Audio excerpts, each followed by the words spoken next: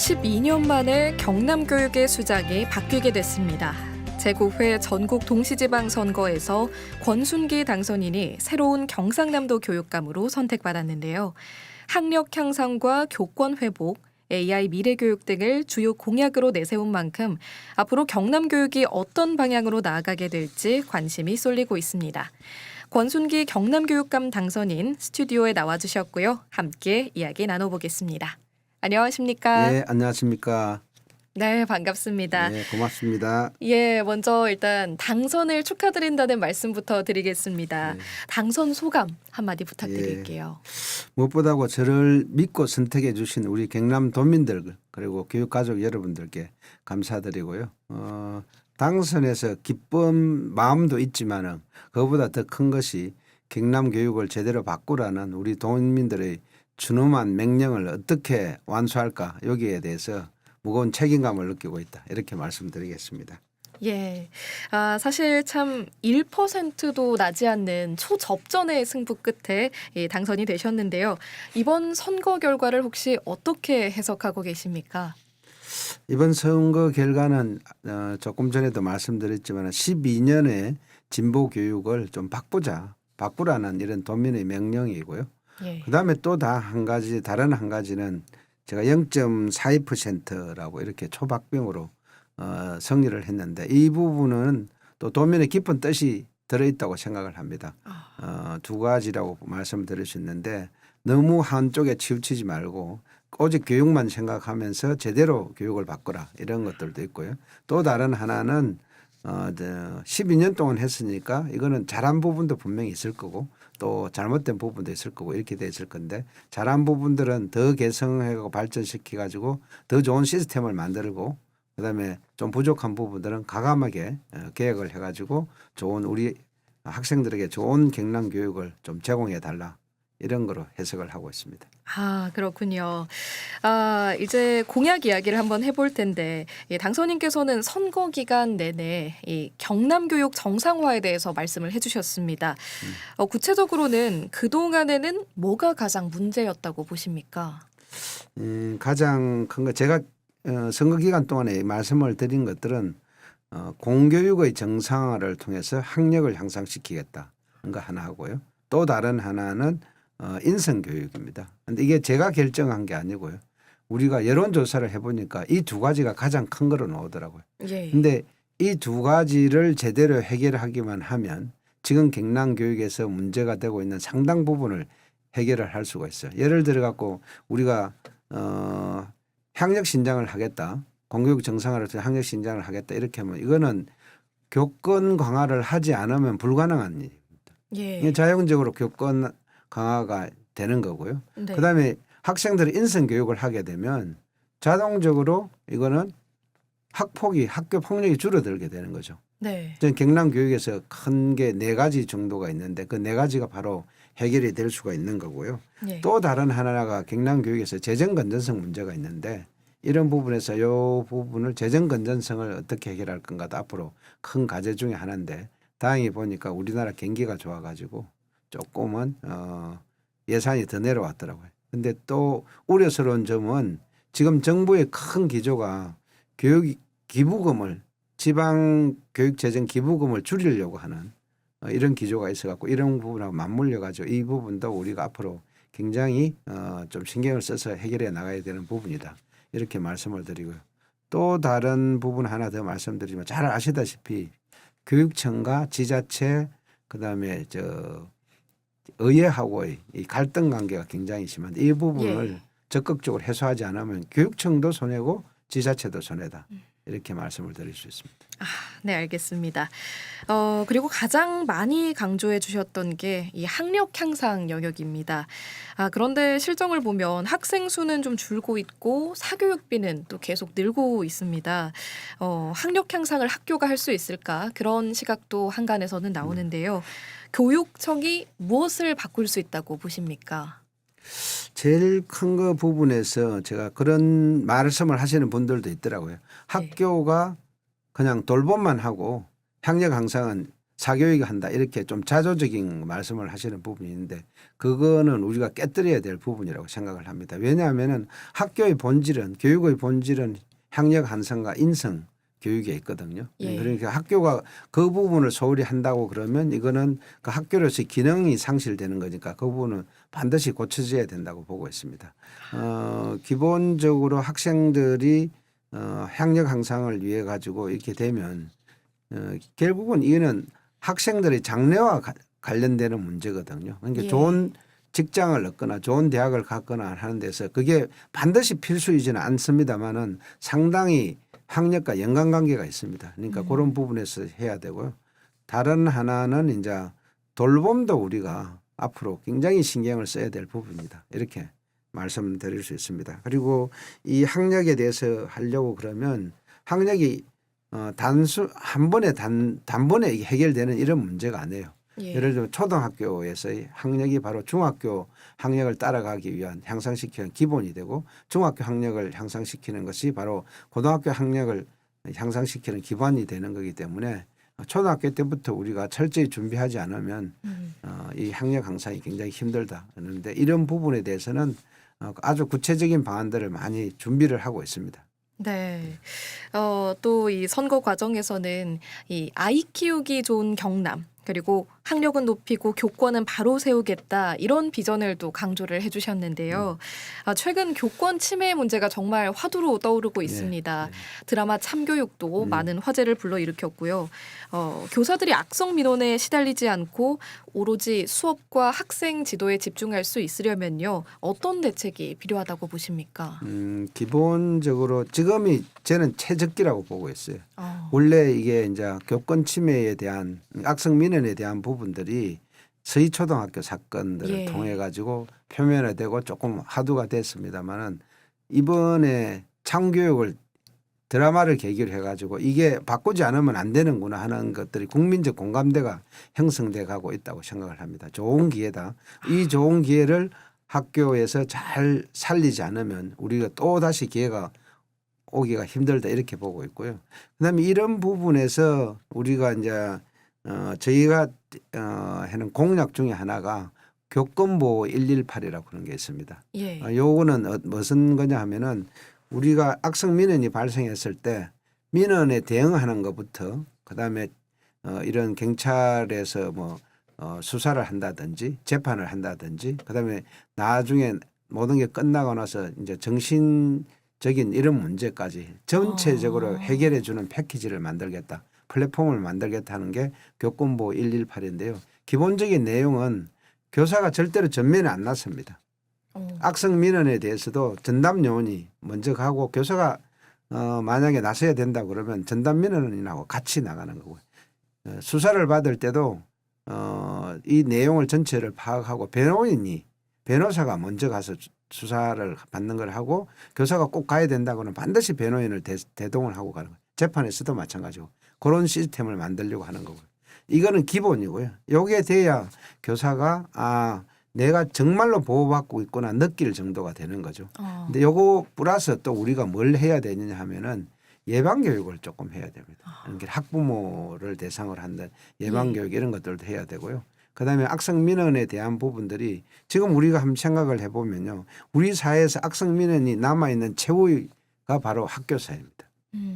우리가 예를 들면 뭐 음식점이라든지 백화점이라든지 그다음에 행복지원센터 그러니까 공무원 사회 이런 데서는 지금은 악성 민원이 거의 없어졌거든요. 예. 거기 있는 시스템들을 지금까지 해결됐던 시스템들이 학교 사회에 그대로 가져와 가지고 할 필요가 있다 이렇게 말씀을 드리고요. 또 다른 하나는 교사가 진짜로 자기 능력을 다해서 제대로 가르치려고 이렇게 하면요. 교사 교육을 제대로 시켜주는 예. 교육을 자기가 받을 수 있는 것들을 제대로 받게 해주는 게 굉장히 중요하고요. 또 다른 하나는 교사들이 열심히 했을 때 다양한 인센티브를 제공하는 시스템을 만들어줘야 됩니다. 그게 금전적인 것도 될 수도 있겠지만은 또 다른 뭐 해외 연수라든지 아니면 또 교육을 다시 받을 수 있는 기회를 우선적으로 제공한다든지 굉장히 많은 다양한 인센티브를 해가지고 열심히 한 교사가 인센티브를 받을 수 있게 만들어주는 것도 우리 교사들의 아 내가 진짜 잘 가르쳐야 되겠구나 하는 이런 동기부여를 할 수 있는 굉장히 좋은 방법이라고 생각을 합니다. 네, 대책 방안에 대해서 자세하게 말씀해 주셨는데요. 그러면 AI 기반 교육 혁신도 이 교사들의 교육 환경을 개선하겠다는 취지에서 나온 대책인지 궁금합니다. 구체적으로 어떻게 업무가 줄어든다는 걸까요? 지금 그 학교사에서 이런 얘기가 많이 나옵니다. 하는 게 과도한 행정 때문에 우리가 이 가르치는 데 소홀하게 된다.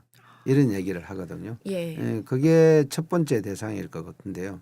이제 과도한 행정 업무 이렇게 얘기하면 두 가지로 해결을 할 수가 있는데 첫 번째는 어떤 사건이 일어났을 때 이 처리를 하는데 행정 문서가 너무 복잡하고 너무 많아요. 예. 이걸 대폭적으로 간소화시키는 게 제도적으로 간소화시키는 게 필요하고 그다음에 두 번째로 뭐냐면은 이 업무에 대한 부분들을 공문서 작성하는 것들을 AI로 가지고 그 시스템을 만들어 놓으면 굉장히 쉽게 공문서를 작성할 수 있게 되거든요. 이 두 가지를 통해 갖고 행정 업무를 최대한 간소화시키겠다 하는 게 목적이고요. 또 다른 하나는 아이들을 우리가 수준별 교육을 하잖아요. 예. 수준별 교육을 하려고 그러면 만약에 이 교사가 굉장히 열의가 있어 가지고 지금 현재의 시스템으로 수준별 교육을 한다 그러면 2명 정도가 맥시멈입니다. 지금. 근데 AI 보조 교재를 잘 활용을 하면 5명, 6명도 교사가 가능합니다. 이런 것들도 가능하고요. 그다음에 학생 평가나 생활 기록부 작성하는 것을 이 교육청에서 시스템을 굉장히 잘 만들어주면 그런 것들도 기본적인 키워드 우리가 프롬프트라고는 이런 말을 쓰잖아요. 예. 기본적인 이 학생에 대한 프롬프트를 써주면 그게 자동적으로 쓸 수 있는 이런 시스템을 만들어주는 것도 교사의 업무를 줄여주는 것도 굉장히 중요하죠. 전반적으로 AI 활용을 잘 하게 되면 교사의 가르치는 것 외에 다른 업무들이 줄어들게 되거든요. 그러면 가르치는 거에 집중할 수 있는 시스템을 만들 수 있으니까 여기에 굉장히 집중적으로 하겠다 이런 걸 말씀을 드리고 AI가 교육에서 이런 환경 개선을 하는 이런 부분들도 있지만은 더 중요한 부분들이 있는데 요거는 다음에 기회가 되면 말씀드리든지 하겠는데 그냥 간단히만 말씀드리면 예. AI 시대에 필요한 소양을 어떻게 교육할 수 있는 건가 이거 하고요. 그다음에 AI 보조 교재는 금방 조금 말씀을 드렸고 그다음에 진짜 중요한 게 뭐냐면 AI 활용 교육입니다.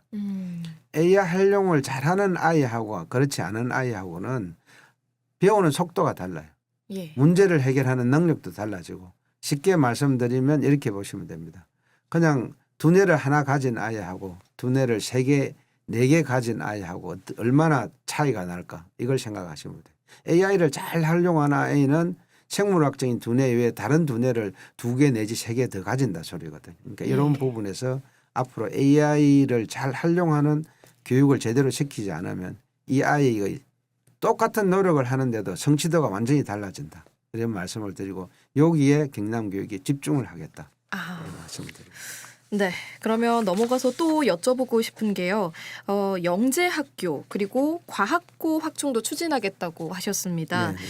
그런데 이런 한편으로는 결국 잘하는 아이들만 챙기는 것 아니냐 이런 비판도 나올 수가 있습니다.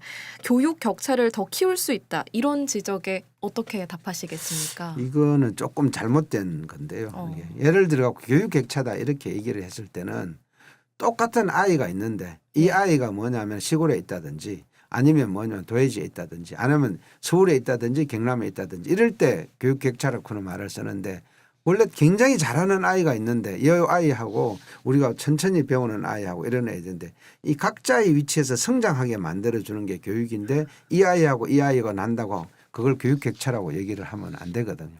우리나라 헌법 31조 1항에 이런 내용이 있습니다. 모든 국민은 능력에 따라 균등하게 교육을 받을 기회를 가진다. 능력에 따라 균등하게 교육을 받을 기회를 가진다고 되어 있거든. 예. 잘하는 아이들은 잘하는 아이대로 우리가 평범한 아이들은 평범한 아이대로 그다음에 우리가 보듬고 가야 될 이래 평범하지 않은 아이는 아이들대로 각자의 위치에서 각자의 소질과 능력에 맞는 교육을 시켜주는 게 우리나라 헌법의 기본 정신이에요. 그걸 하겠다는 겁니다. 이게 예를 들면 이렇게 말씀드렸습니다. 우리 경남의 경제 규모가 전국에서 3번째고 인구 규모도 전국에서 3번째인데 전국에 영재교가 8개나 있어요. 그런데 경남에는 하나도 없습니다. 예. 그러면 어떠냐. 경남에서 굉장히 잘하는 아이가 있는데 얘가 영재 교육을 받으려고 그러면 자기 능력에 맞는 제대로 된 교육을 받으려고 그러면 경남을 떠나든지 아니면 포기를 해야 되는 상황이거든요. 그러니까 이런 부분들을 해결해야 된다는 거죠. 예, 말씀을 워낙 유려하게 잘해주셔서 저도 듣다 보니까 빨려 들어가는 것 같습니다. 아, 그리고 또 이 유치원부터 고등학생까지 아침 간편식을 제공하겠다고 하셨는데요. 예. 좋은 취지긴 한데 그 돈이면은 다른 교육 예산에 쓰는 게 낫지 않냐 이런 의견도 있습니다. 왜 이 공약이 우선순위라고 판단을 하셨습니까? 제가 우선순위로 뻗은 공약이 두 개가 있습니다. 예, 화장실 개선 사업하고 예, 그다음에 이제 아침 간편식인데 화장실 개선 사업은 지금 초등학교 저학년들 중에서 옛날에 이제 화장실 이런 데 가기를 되게 싫어해요. 그럼 어떤 냐면은 이게 참고 있다가 잘못되는 경우에 실례를 해버리면 얘 같은 경우에는 그게 트라우마에 남아서 학교 가기를 싫어하게 됩니다. 이게 화장실을 20년이 지나지 않으면 고치지 못하는 이런 말이 안 되는 규정이 있거든요. 이거는 현재 그 화장실이 어떤 상태냐에 따라서 보고 결정을 해야 되지. 10년 전에 했는데 굉장히 옛날식으로 만들어 버린 거하고 15년 전에 했는데 최신식으로 만드는 거하고 비교가 안 되는 거거든요. 이런 것들에 대해서 이번에 제대로 된 해가지고 아이들이 학교에서 쾌적하게 생활할 수 있고 학교 가는 게 싫어하지 않도록 만드는 게 하나가 있고요. 또 두 번째가 여기 이제 아침 간편식인데요. 아침 간편식을 단순히 급식의 개념으로 보지 말고 돌봄의 형태로 봐야 된다고 생각합니다. 요즘에는 부부가 같이 이제 맞벌이를 하는 이런 부부들이 그러니까 어머니도 직장을 갖는 케이스가 굉장히 많거든요. 거의 대부분이더라고요. 그러면 뭐냐면 아이들 아침을 먹이는 것 자체가 아이들도 깨어나서 바로 먹으려고 하니까 안 먹으려고 하고 또 부모님도 뭐냐면은 이 준비를 해야 되니까 직장에 갈 준비를 해야 되니까 그 시간 때문에 아이들을 먹이려고 하는 게 이게 전쟁에 가까운 이런 상태로 되어 있습니다. 예. 그러면 아이가 안 먹고 만약에 오면요. 이 아이는 공부를 할 상태가 신체적으로 안 돼 있는 것하고 같습니다. 왜 그러냐 하면 우리가 머리가 전체 몸무게의 한 3% 정도밖에 안 되는데요. 머리가 쓰는 에너지는 20%나 됩니다. 그러니까 결국은 아이를 아침을 안 먹고 왔다 이 소리는 머리가 학습을 할 가장 효율적인 상태가 안 돼 있다 소리거든요. 그러니까 이런 것들을 해결함과 동시에 부모들이 돌봄의 개념까지 같이 들어가 가지고 하는 거기 때문에 아이들의 건강권과 학습권을 위해서라도 반드시 해야 될 부분이고 예산이 많이 들 걸 주면 예산을 생각을 하고 있습니다. 그런데 이거는 지자체와 공동을 한다는 거고 그다음에 또 다른 하나는 시범 사업부터 먼저 하고 이 단점을 개선을 하는 장점을 더 발전시키고 장점을 개선하는 이런 방식으로 하기 때문에 그렇게 많이 걱정을 안 하셔도 된다 이렇게 생각을 합니다. 네, 더 많은 말씀 여쭤보고 싶지만요. 시간 관계상 마지막으로 하나만 더 여쭤보겠습니다. 임기 마지막 날 권순기 교육감이 꼭 듣고 싶은 평가가 있다면 무엇인지 간단하게 말씀을 해주시죠. 제가 세 가지 비전을 말씀을 드렸습니다. 지역의 인재를 키우는 교육, 지역의 문제를 해결하는 교육. 교육 때문에 떠나는 경남이 아니라 교육 때문에 찾아오는 경남을 만들겠다. 아이 키우기 쉬운 경남, 아이 키우기 좋은 경남. 이 세 가지 비전을 만들었는데 이 세 가지 비전이 우리 도민들이 정말로 체감할 수 있고 실감할 수 있도록 경남 교육을 만들어 놓겠다. 이렇게 말씀을 드리겠습니다. 네, 감사합니다. 오늘 라이브 진주 보이는 라디오로 진행하고 있는데요. 지금 유튜브 채팅창에 댓글 하나가 올라왔습니다. 원데이 님이 오늘 방송 들으면서 그동안의 오해도 풀게 되고 앞으로 기대를 하게 됩니다. 경남 교육이 전국의 모습이 되면 좋겠습니다. 이런 의견 남겨주셨습니다. 감사합니다. 예, 앞으로 학교가 더 든든한 배움의 울타리가 되기를 기대하겠습니다. 오늘 말씀 잘 들었습니다. 고맙습니다. 고맙습니다.